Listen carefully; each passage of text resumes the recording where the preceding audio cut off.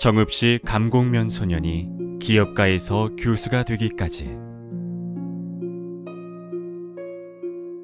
일남 7녀 귀한 아들로 태어나다. 나는 1955년 12월 2일 전라북도 정읍시 감곡면 방교리 1400번지에서 태어났다. 아버지는 김옥동, 어머니는 김순입니다. 일남 7녀 중 셋째로 태어난 나는 유일한 아들로서 많은 사랑을 받고 자랐다. 한 번은 내가 아주 어렸을 때 아버지께서 인삼을 많이 먹이셨다. 하지만 오히려 과한 인삼 복용으로 알아누워야 했다. 초등학교는 감곡초등학교로 입학을 했다. 초등학교 때는 특히 주판을 잘했다. 주판 대회 나가서 상도 많이 받았다.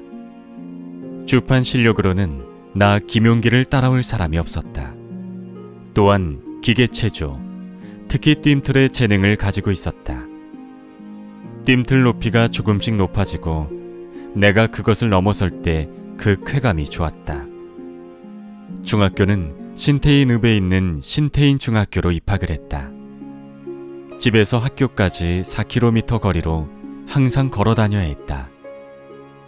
중학교 때까지도 키가 크지 않아 등하교를 할 때면 가방이 땅에 닿을 정도였다. 그런 와중에 내 마음을 사로잡은 것이 있었다. 바로 밴드부였다. 특히 트럼펫이라는 악기가 마음을 사로잡았다.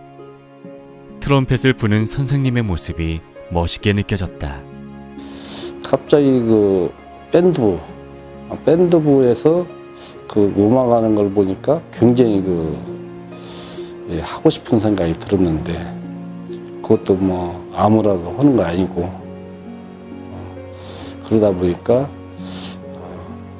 그때 꿈이 이제 그 대통령에서 이제 선생님으로 이제 바꾸지는 겁니다. 이제 그때 꿈이 이제. 그때 나는 처음으로 뭔가가 되고 싶다는 생각이 들었다. 나도 언젠가 학생들을 가르치는 선생님이 되고 싶다고. 고교 시절 유리창을 깨다. 고등학교는 이리 농림고등학교로 입학을 했다. 들리는 소문에 의하면 출세한 선배님들이 많아 나 역시 이리 농림고등학교로 진학하면 출세할 것 같았다. 집에서 학교를 다니는 길은 쉽지 않았다. 먼저 집에서 감곡역까지 2km를 걸어야 했고, 다시 감곡역에서 기차를 타고 40분을 더 가야 했다. 우리는 그 열차를 통학열차라고 불렀다. 고교 초창기 불량학으로부터 괴롭힘을 당했다. 하지만 전학온 친구의 도움으로 더 이상 돈을 뺏기지 않아도 되었다. 오히려 상황은 역전이 되었다.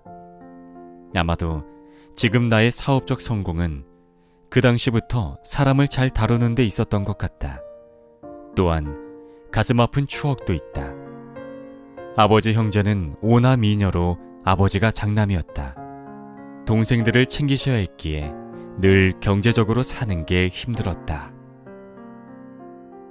그러던 어느 날 아버지께서 작은아버지 집으로 가서 학비를 빌려오라고 하셨다. 작은아버지 집으로 가니 마침 작은아버지가 돈을 세고 계시다 나를 보고 급히 금고에 돈을 넣으셨다. 학비를 빌려주면 15일 후에 드린다고 하였지만 작은아버지께서는 돈이 없다며 거절을 하셨다. 분명 돈을 세고 있는 것을 보았는데 돈이 없다니. 나는 너무 화가 나서 작은아버지 집에 있는 모든 유리창을 다 깨버렸다. 집에 돌아오는 길에 너무 분해서 눈물을 흘렸다. 그때 나는 결심을 하였다.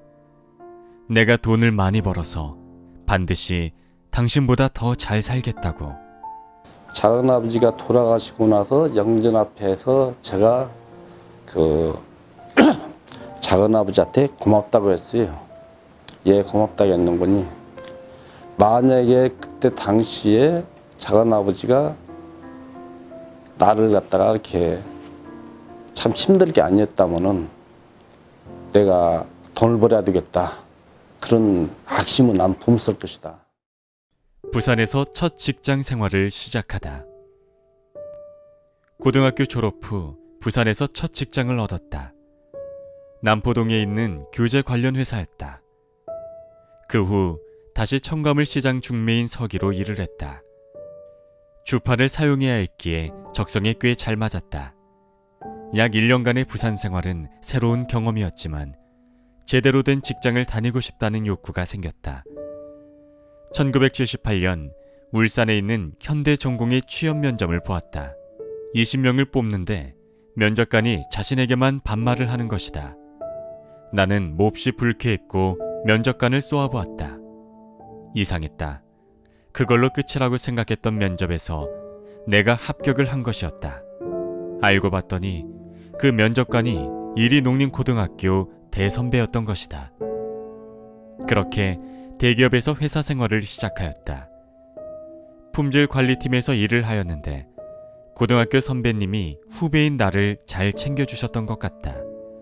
그러던 중 동료와의 마찰로 일을 그만두고 무작정 서울로 상경을 했다.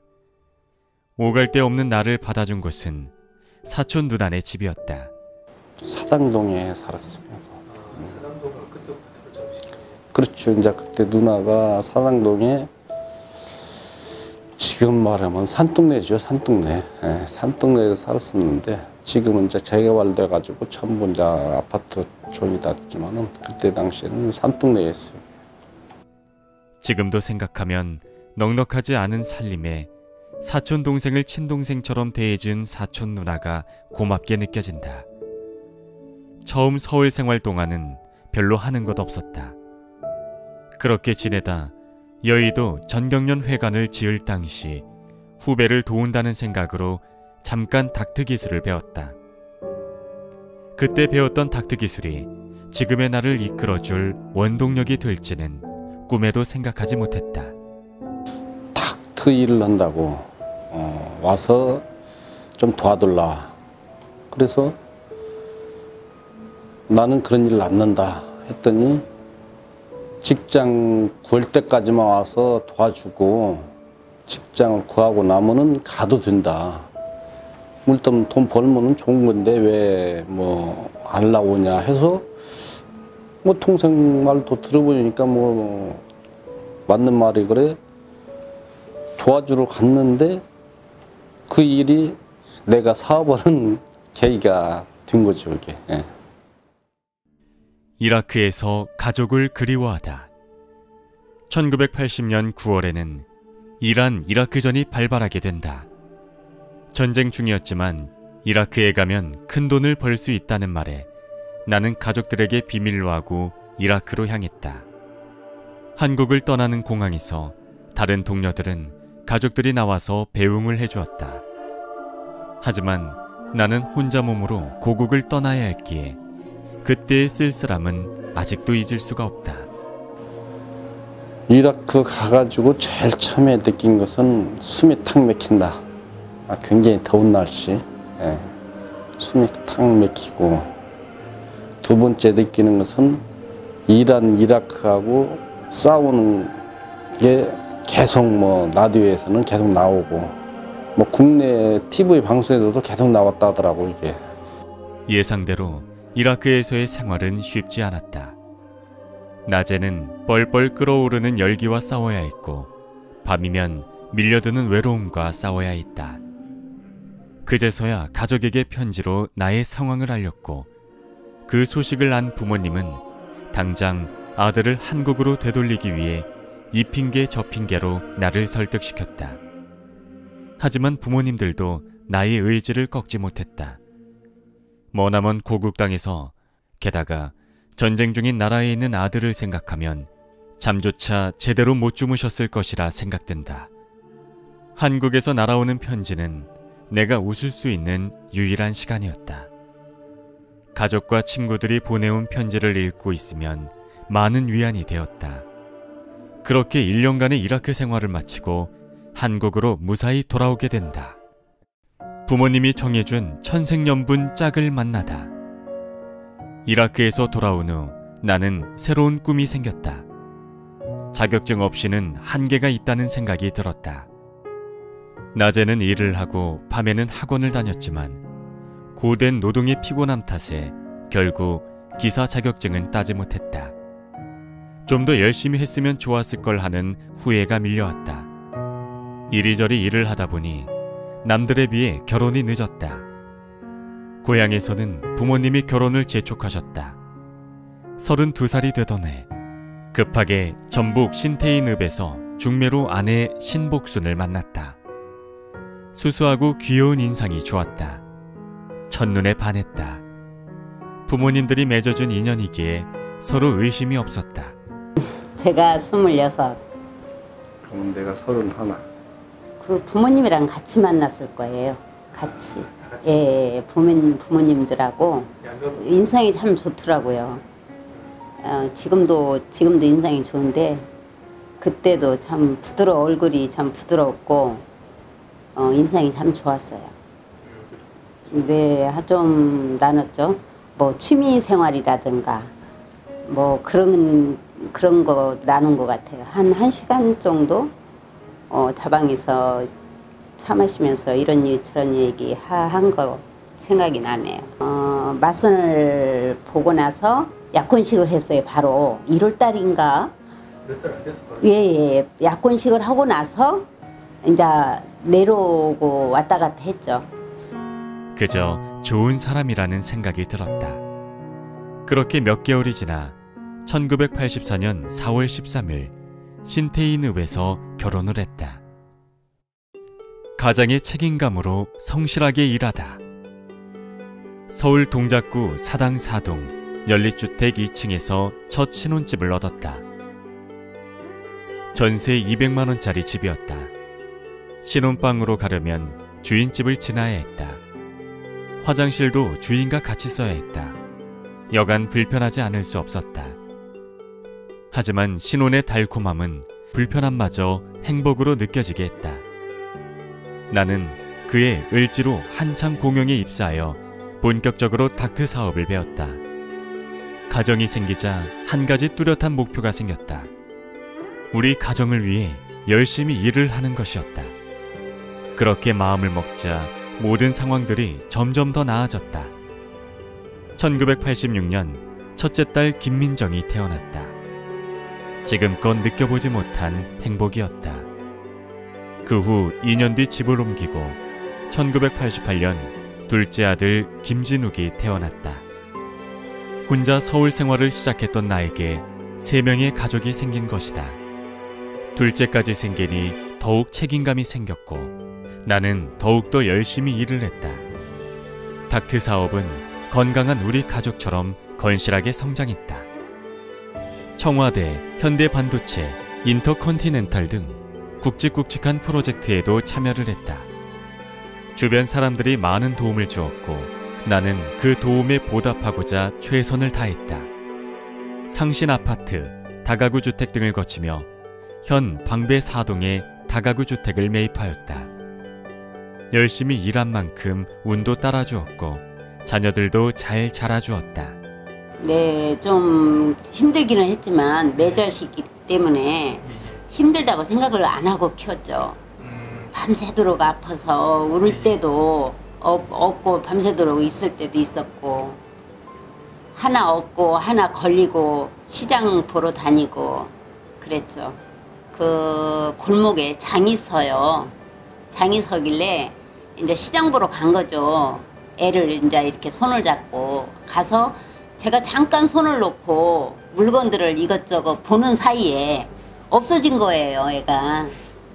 그래서 아무리 쳐다봐도 없는 거예요, 애가.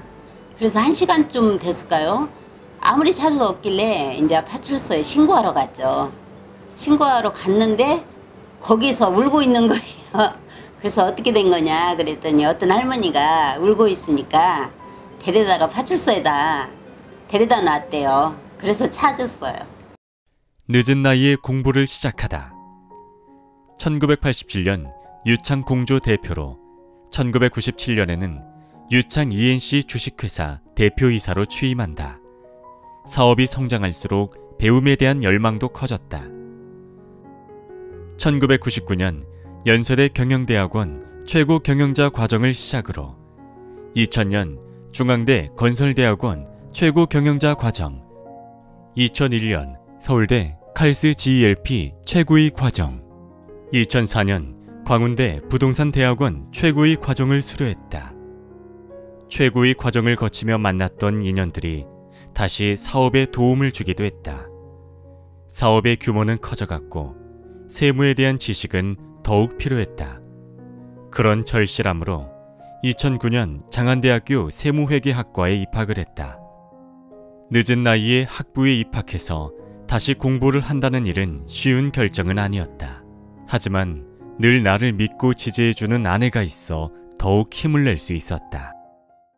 박사 학위를 받고 제2의 인생을 시작하다. 그렇게 늦은 나이에 전공 공부에 재미를 느낀 나는 새로운 꿈이 생겼다. 학생들에게 나의 지식과 경험을 전달하는 것이었다. 그 길로 2013년 숭실대학교 중소기업대학원 석사과정에 입학 후 원우 회장이 되어 힐튼 호텔에서 30주년 행사를 멋지게 진행 등 원우 회장으로서의 역할도 충실히 하였다. 석사 학위를 받고 이후 2015년 숭실대학교 대학원 벤처중소기업학과 박사과정에 입학하였다. 박사 공부를 하기 위해서는 30년간 일궈온 사업을 포기해야 했다. 결국 나는 박사를 선택했고 4년 동안 매일 도서관을 다니면서 공부하고 연구하며 노력한 탓에 2019년 드디어 꿈꾸던 박사 학위를 받게 되었다.